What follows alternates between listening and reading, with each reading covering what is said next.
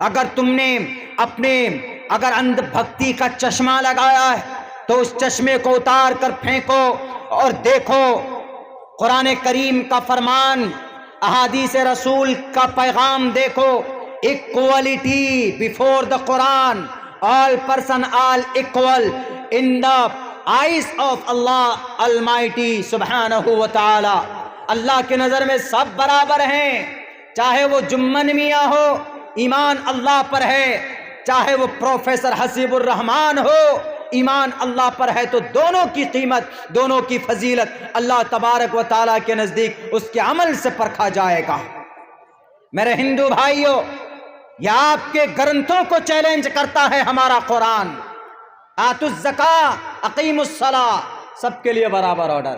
آپ کے یہاں ایسا نہیں ہے، آپ کے یہاں تو بڑے بڑے اپنے گروؤں نے تو الٹے پلٹے سیدھے حساب کر رکھے۔ کیسے؟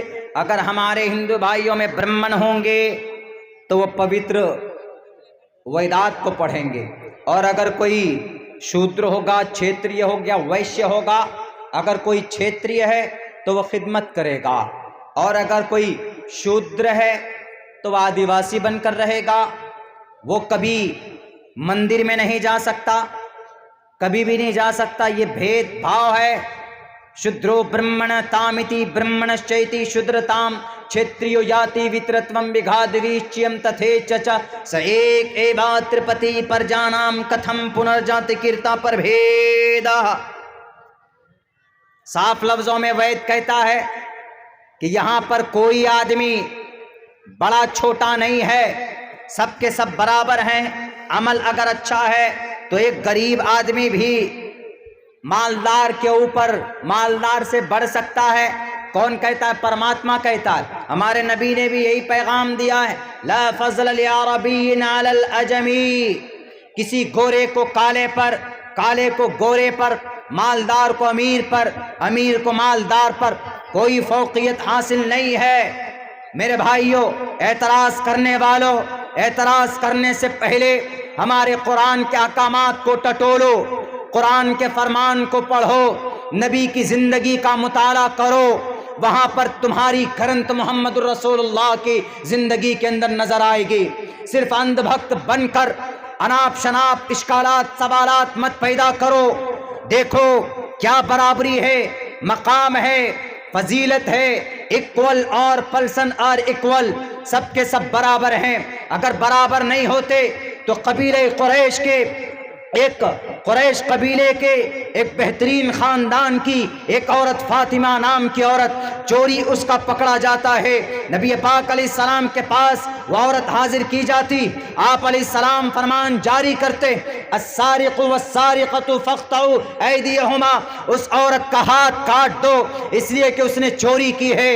تو پھر اللہ کے نبی کے پاس وہ قبیلے والے، وہ خاندان والے، قبیلہ قریش کے اس خاندان کے لوگ پہنچے کہ اگر ہماری فاطمہ کا ہاتھ کاٹ دیا جائے گا تو ہماری ناک کٹنی ہو جائے گی، ہماری بے عزتی اور توہین ہو جائے گی، اس لیے جاؤ اسامہ بن زید کو بھیجو سفارش کرنے کے لیے، نبی سے کہیں کہ محمد آپ اس عورت کو معاف کر دیجئے، اس کے ہاتھوں کو مت کاٹیے۔ جب اسامہ بن زید پہنچتے ہیں محمد الرسول اللہ کے پاس تو آپ علیہ السلام سے کہتے ہیں، اے اللہ کے نبی، یہ عورت ہے، پہلی بار غلطی ہوئی ہے، آپ ان کو چھوڑ دیجئے، آپ ان کو معاف کر دیجئے۔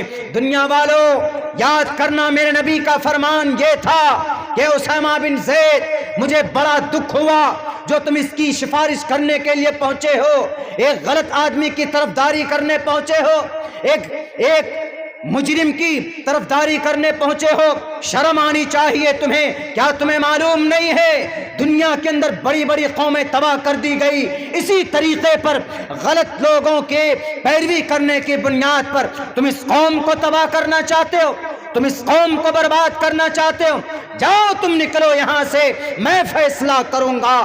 بالآخر اس عورت کا ہاتھ کاٹ دیا جاتا ہے، اور اللہ کے نبی نے کہا کہ اسامہ، یہ تو فاطمہ ہے، یہ تو قریش کے کسی گھرانے کی عورت ہے، ان کی جگہ پر اگر میری اپنی بیٹی، میری لخت جگر، اگر فاطمہ بنت محمد بھی چوری کرتی تو یہ محمد ابن عبداللہ ایک قدم پیچھے نہیں ہٹتا، اس کا بھی ہاتھ کاٹ دیتا، اس لیے کہ میرے رب کا فرمان ہے اسلام کے اندر کوئی بھید بھاؤ نہیں۔ آج دیکھو دنیا میں اگر کوئی منسٹر کا لڑکا اگر کسانوں پر گاڑیاں چلا دیتا ہے تو 5 دن تک ان کی ارسٹنگ نہیں ہوتی ہے، اور یہاں پر جناب اگر کوئی چلا جاتا ہے تریپورہ کی حالت کو دکھانے کے لیے تو اس کے اوپر UAPA ڈال کر اندر کر دیتے ہیں۔ کیوں؟ کیونکہ وہ کمزور ہے، اور ادھر منتری جی کا بیٹا ہے، کرسی کھسک جائے گی پیچھے سے اگر اس کے اوپر اس کے ہاتھ میں ہتھ کڑی ڈالیں گے۔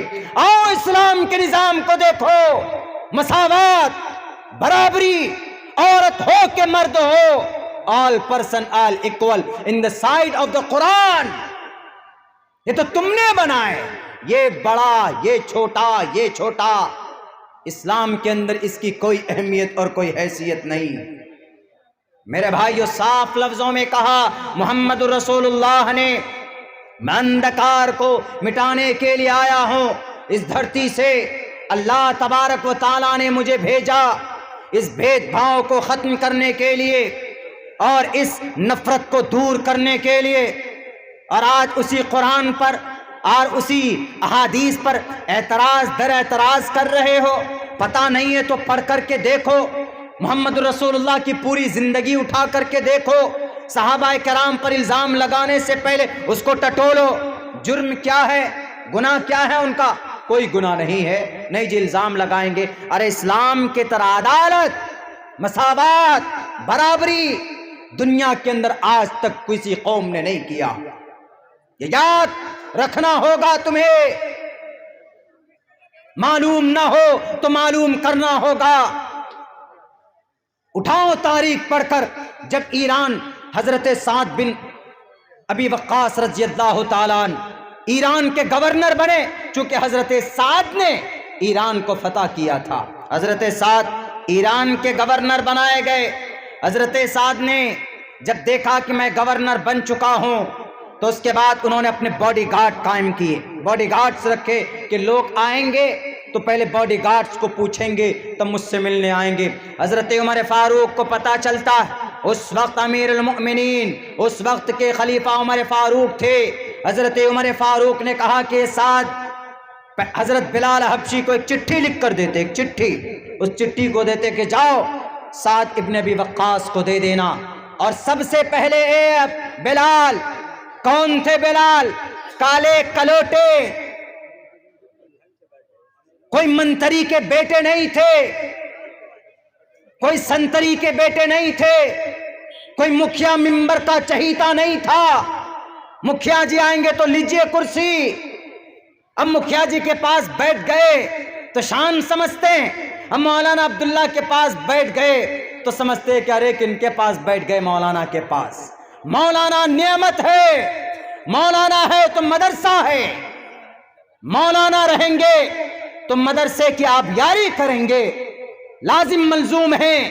اگر مولانا ختم ہو گئے، علماء ختم ہو گئے تو مدرسے کو کون آباد کریں گے؟ مدرسے ختم ہو جائیں گے، آپ کا قرآن ختم ہو جائے گا، آپ کا قرآن ختم ہو جائے گا، آپ کے عقیدے ختم ہو جائیں گے، آپ کا عقیدہ ختم ہو جائے گا، آپ اللہ سے بھی دور ہو جاؤ گے، آپ پھر کافر و مشرک بن کر مرو گے۔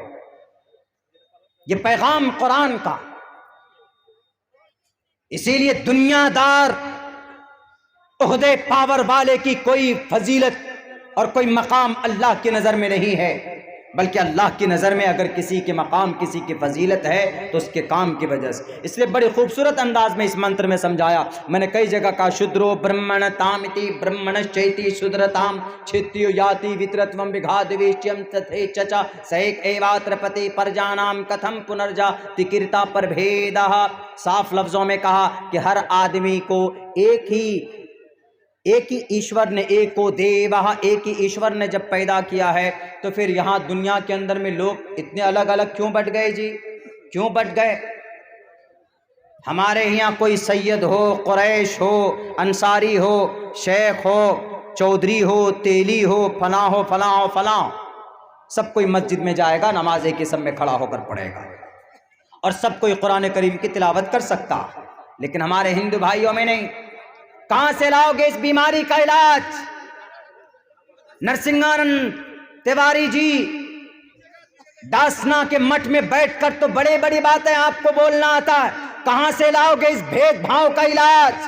آنا پڑے گا محمد کے دامن میں، تمہیں آنا پڑے گا قرآن کے اوراق میں، تمہیں علاج ملے گا۔ تمہیں آنا پڑے گا ابو بکر کی زندگی میں، عمر فاروق کی زندگی میں آنا پڑے گا، حضرت خالد بن ولید کی زندگی میں آنا پڑے گا۔ الزام لگانا بند کرو، پورا کا پورا بغداد، پورا کا پورا عراق، پورا کا پورا ملک شام کیسے اسلام میں آیا؟ میں نے آج تاریخ پڑھی ہے، آج، اب سے پہلے میں نے کہیں نہیں بولا، لیکن آج بولتا ہوں ڈنکے کے چوٹ پر۔ پورا کا پورا عراق اسلام کی اچھائی کو، برابری کو دیکھ کر کلمہ پڑھا تھا۔ حضرت خالد بن ولید گئے تھے، عراق کو فتح کیا تھا، وہاں کے لوکل لوگوں کو لا اینڈ آرڈر مینٹین کرنے کے لیے چھوڑ دیا جاتا ہے۔ اس کے بعد پھر ملک شام آتے، ملک شام کو قبضہ کیا تو ملک شام کے اندر، وہاں پر ملک شام میں پوپ تھے، پوپ اور پادری، یعنی عیسائی اور یہودی کے بڑے رہنما تھے، اور وہ اس وقت کے حکمرانوں کی چاپلوسی کرتے تھے۔ چاپلوسی مطلب ان کی غلامی کرتے تھے۔ اس وقت کے ایم پی، علاقے کے ایم ایل ایز، علاقے کے مکھیاؤں کے تلوے چاٹ